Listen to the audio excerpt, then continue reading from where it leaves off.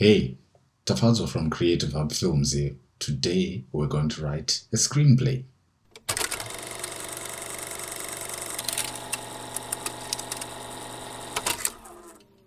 So last week we covered the basics of storytelling.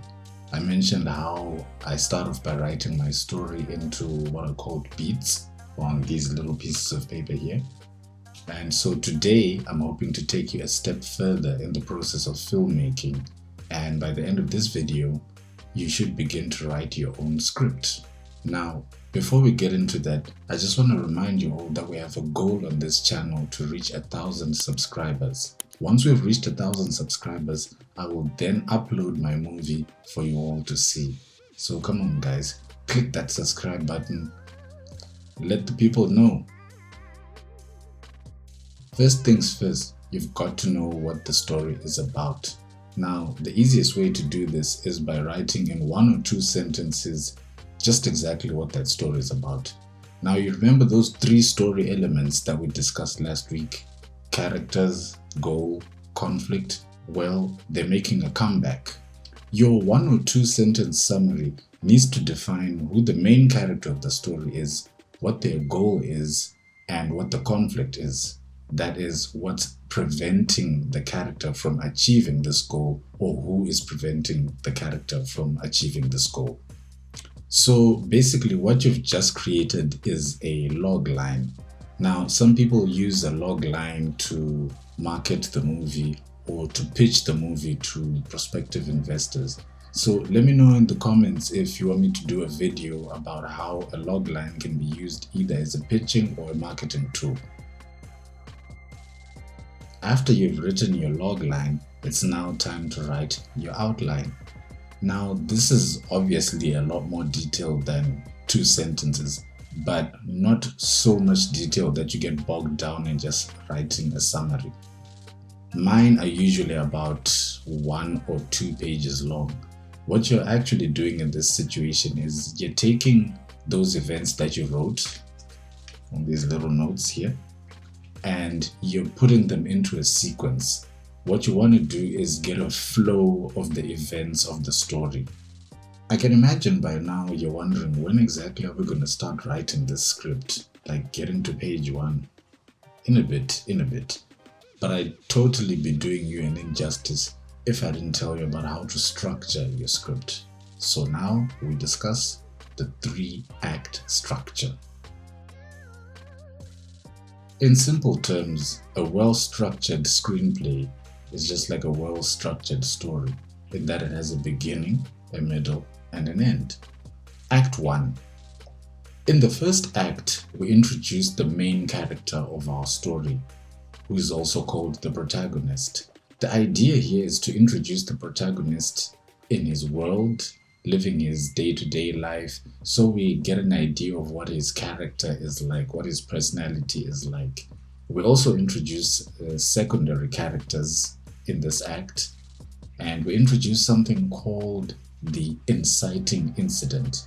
Now, the inciting incident is that thing or event that occurs that upends our protagonist's life and sets him on the path to achieving this certain goal. We show him having his normal life at first, then the inciting incident happens, and then he decides to then pursue the goal, whatever it may be. Now, the first act is always tricky to write because you have so much information that you have to introduce to your viewers without boring them, and in a really short time. In any case, your first act should, in most cases, end with the character beginning their journey to the goal. Act 2. Act 2 usually begins on a bit of a high note.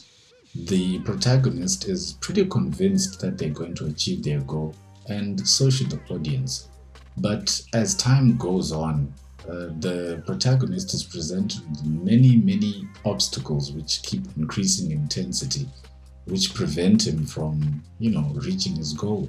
And it becomes apparent that the protagonist does not have the skill set, or is not smart enough, or is just not well equipped to achieve this goal. And the only way they're going to be able to do it is by either changing their attitude or gathering a new skill or new friends or whatever the case may be. But either way, something has to happen for them to achieve this goal. And it's not what they've been doing this whole time. Meanwhile, subplots. Now, subplots are little side stories that happen concurrently with your main story. Most notably, these are like a love interest that appears in the movie alongside the hero, or a sidekick, or a relationship with a parent, or it's a subplot, as the word says. Now, subplots just help to add a bit of meat to your second act, because remember, the second act is like 50% of your whole script. And so Act 2 ends with the crushing defeat of our protagonist, and all hope is lost, basically. Act 3. Act 3, you need to begin this with a fresh outlook. At this point, the protagonist has learned that hard work, or being a good person, or some new skill they've acquired is what's needed for them to be able to reach that goal.